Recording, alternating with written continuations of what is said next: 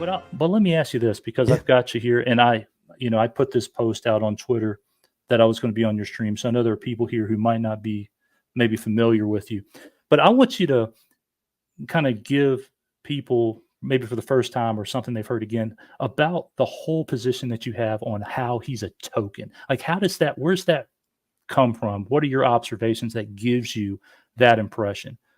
Um, Basically, it's historical. Anytime you see, white platforms, white anything, that's them. And anytime they invite a black person on for their viewpoint, it's like you really don't need them there. It's more like a feel good moment. It's like, look, we are inclusive. We included this person that's not of our ilk and ask them questions about what they think. Whatever topic. That's just a long historical thing that's always been there. And my thing is, every time I saw him on Flash, Roddick, Drinkers, whoever, and it was just like, and it was basically when the culture war thing was hot and heavy, and I'm sitting here like, basically you have a bunch of white owned companies with pissed off white consumers. Our opinion is not needed because we're in the minority as far as our monies, our sales, whatever they get from us, our demographic. We don't affect their bottom line, to be honest with you. So, you could just, the optics, like, it's not hard to tell. And he just kept making the rounds, and he was like, so now you remove Eric. Now Flash has another black guy on there. And this is like, it's wash and repeat rinse. It's like, the Blaze will have always one black person, one white or one white woman, or one black female, one black male, maybe an Asian, just for the optics to look good. That's just almost was like poli sci 101, and I see that. Other people see it. And I'm just more like, okay, where are the other black comic book geeks and aficionados to say this, to say the obvious? And I'm like, I can't be the only one. Red Sings and Blues can't be the only one. You see something that's off. You can't put your finger on it, but it's off. And that's my viewpoint on it. That's how it is. It's not my opinion. It literally, that's what they bring him on for, because he has nothing to really add as far as, his stance, his viewpoint, because he's in the minority, But let me ask you this.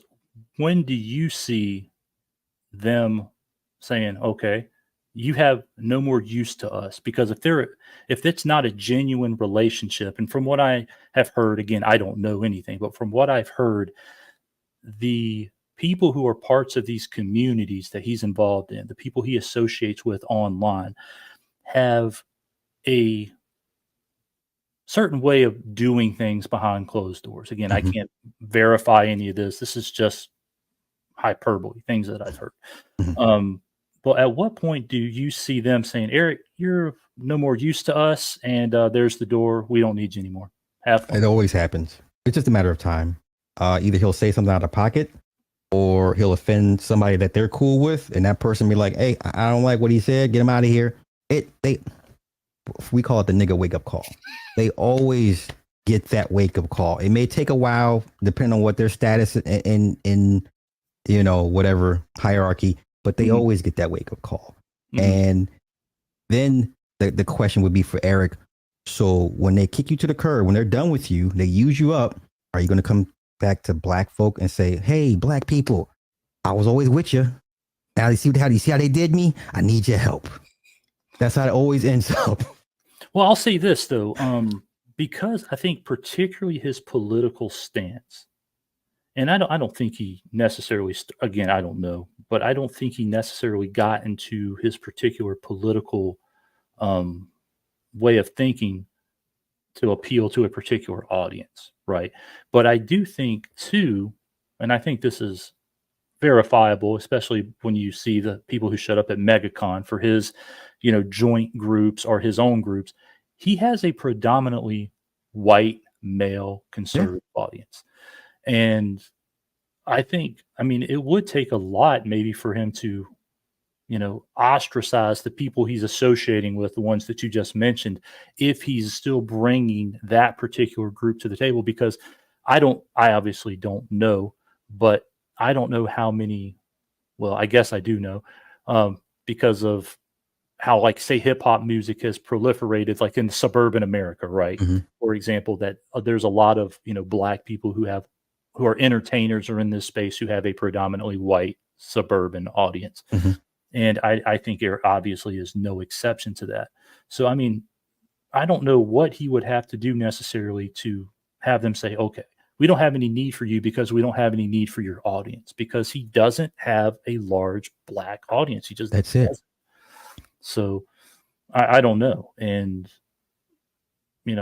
what to kind of to make of that. But do you think, is there any, you know, reason to say that's one of the main reasons they keep him around, because they found the one black guy That's who's gonna in their say what space he. who has a Yes. large white conservative. Yes. I can't imagine how stressful it is, not just for him, but people in his position Mhm, to always have to appeal to the mainstream. And when I mhm, say mainstream, white, Asian, Indian, the majority. mhm, And the pressure he's always under, this to always say the right things, to not offend them. That after a while, it takes a toll on you. And you eventually will say the wrong thing, or you just get tired of having to say the right things, not offend anybody. You just say, you know what, the hell with it. I'm just going to say how I feel from my heart, and mhm, whatever happens, happens. But um, it seemed to me that Eric's alignment, it didn't feel organic to me, right? Like I go back to how I felt when I first seen him with the Rittenhouse picture. I was just like, this doesn't feel good. This doesn't look good. mhm, Why are you? Why? This is none of your business. This is not about. It had nothing to do with us. mhm, And he had enough clout and cachet, and they said, hey, you know what? Maybe we can use you for something. The hints to Blaze and all that good stuff. But mhm, eventually, his welcome will wear out, and then when they all get kicked out of mainstream, they always come back home down the street to the hood. Hey, brothers, sisters, you see how they did me wrong? I need your help every time, every time, without He's fail. gonna try to get the Gig Squad back together You and start know, making dance videos if again. he was smart, he'd be doing it now. I mean, honestly, start showing up whatever black audience you have. Start showing that shit up, because if everything you point out comes true, especially with the Yara thing. Yeah, it's just a matter of time.